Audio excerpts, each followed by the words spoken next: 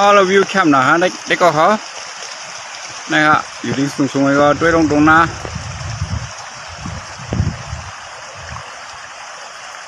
อันนั้นมองหันได้เลยเป็นตรงล่างเย่ค่ะนะอันนั้นพูดจะเป็นวันซักขนาดนะวันซักซึ่งนั้นจะเป็นหัวย่างให้ไหนฮะ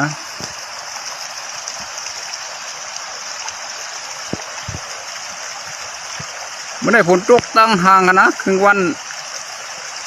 ไว้วันตั้งแต่ไหวมองวันนี้มันเหิดตั้งแต่ได้จำเป็นน้ำเปียงค่ะนะในค่ะน้ำเปียงกุ้นหาปลาค่ะนะมีกุ้นนี่กุ้นหาปลาซึ้งสีส้มกุ้นนี่เขาก็ได้มาหาปลาจึงเขาก่อนนะแต่ว่าเขาดึกลงมือไปข้าน้ำค่ะนี่เขาได้หาคือมือจำมีน้ำมันได้นี่ค่ะนะปลามุงปลาจัดปลามุงในตัวอย่างนะว่าอะไรก่อนนะตั้งแต่นี้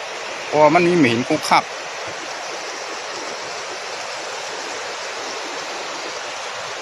ก็มาเปิดด้วยจำเงินค่ะนะเขาได้ลงกับหาปลาตั้งแต่นี้